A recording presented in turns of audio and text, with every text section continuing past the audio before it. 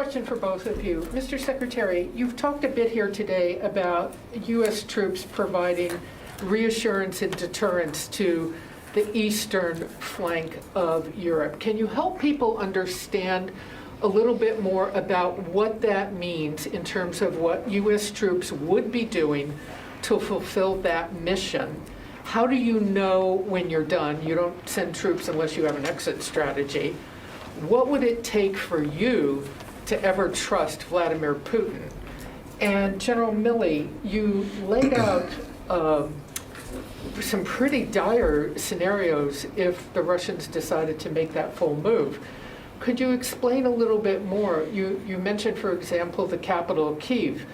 How disastrous could it be in your assessment? Are you looking at massive civilian casualties? Are you looking at massive refugee flows?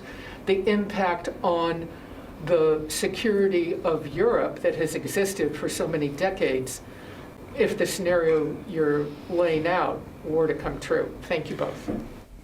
In terms of our reassurance efforts, Barb, as you know, we have had a number of forces in the region, training with the Eastern European countries.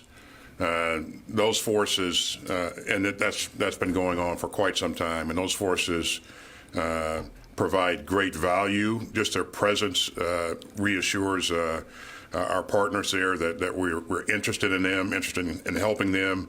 The types of things we do with them routinely is train with them and enable them and really increase their level of readiness. And so that's been very helpful to them. And it has strengthened our bonds with our allies and partners in the region.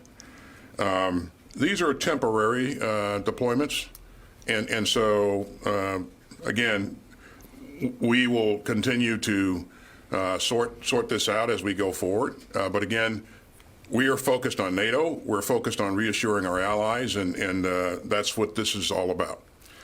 In terms of trusting Putin, I don't think this is about trusting Putin. This is about our allies trusting us. And so that's really what we're focused on. And we, Mr. Putin, at some point in time will reveal what he's thinking. But again, I'm not sure that he's made final decisions on what he's going to do yet. So. And Barbara, let me first say that as the Secretary said up front, right now we don't think final decisions have been made to conduct any sort of offensive operation into Ukraine by the Russians. And we firmly believe there's still room for a diplomatic outcome here. Having said that, given the type of forces that are arrayed, the ground maneuver forces, the artillery, the ballistic missiles, the air forces, all of it packaged together, if that was unleashed on Ukraine, it would be significant, very significant, and it would result in a significant amount of casualties.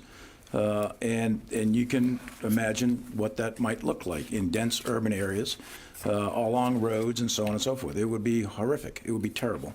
And it's not necessary, and we think a diplomatic outcome is the way to go here. Can I just very quickly follow? Do you have a view? Can you, either of you, can you keep U.S. forces from having to deal with Russian forces directly? If you're reinforcing Eastern Europe, for example, will U.S. forces potentially be in missions against Russian forces? Can you keep them away from Russian forces? Again, our presence there helps to reassure our partners in the frontline countries there. And you know, Barb, that we have an Article 5 commitment to our NATO partners. And so if Putin were to attack one of those countries, then of course that commitment, that's an ironclad commitment. The president has said a number of times that we will live up to that commitment. And so, but again, our focus is not on fighting in Ukraine. It's on reassuring our NATO partners and allies.